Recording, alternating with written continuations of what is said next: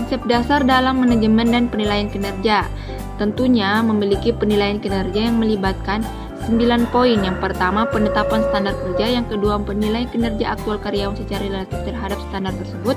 Yang ketiga, memberikan umpan balik kepada karyawan. Yang keempat, manajer harus menilai karyawan berdasarkan kriteria yang telah ditetapkan sebelumnya. Yang keenam, standar aktualnya harus spesifik. 7 dapat diukur, 8 dapat dicapai, dan 9 relevan tepat waktu. Untuk pengertian kinerja. Jadi, kinerja yaitu proses terus-menerus untuk mengidentifikasi, mengukur, dan mengembangkan kinerja individu dan tim dan menyelaraskan kinerja mereka dengan sasaran organisasi. Yang dimana sasaran organisasi ini memiliki 3 pembentukan. Yang pertama, pembentukan dasarnya meliputi pembagian arahan atau sasaran, penyelarasan sasaran, pemantauan kinerja terus-menerus, umpan balik terus-menerus, pembinaan, serta imbalan dan pengakuan.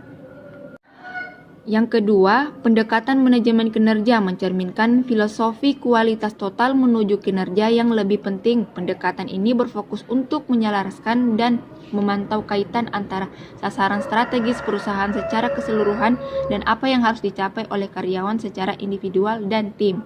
Yang ketiga, dalam praktiknya, pemberi kerja menggunakan teknologi informasi untuk mendukung manajemen kinerja, misalnya menggunakan papan instrumen digital untuk memantau dan mengoreksi kinerja setiap tim secara real time.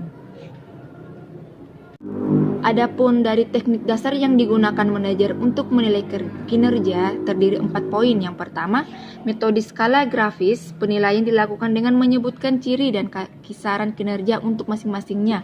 Manajer menggunakan dimensi pekerjaan generik seperti kuantitas atau berfokus pada sasaran pekerjaan atau kompetensi yang diperlukan. Yang kedua, metode peringkat altemasi memeringankan karyawan dari yang terbaik hingga yang terburuk. Metode yang ketiga, metode perbandingan pasangan memeringkat karyawan dengan membuat bagan yang terisi semua kemungkinan pasangan dan mengidentifikasi siapa yang merupakan karyawan yang lebih baik. Adapun dari sambungan dari teknik dasar yang digunakan manajer untuk menilai kinerja itu yang keempat, metode distribusi paksa, yang dimana banyak pemberi kerja menggunakan metode paksa yang serupa dengan penilaian pada sebuah kurva dengan menempatkan persentase yang telah ditentukan sebelumnya.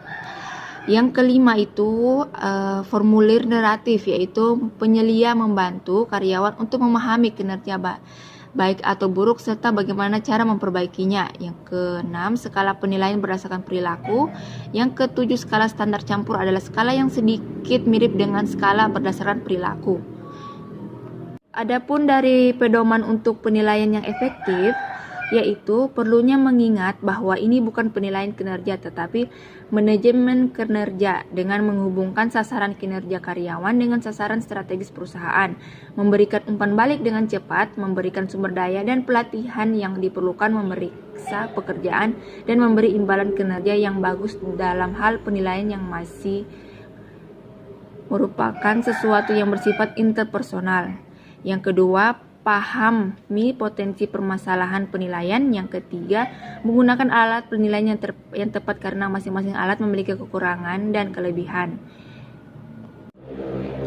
Berikutnya itu buat catatan harian mengenai kinerja karyawan.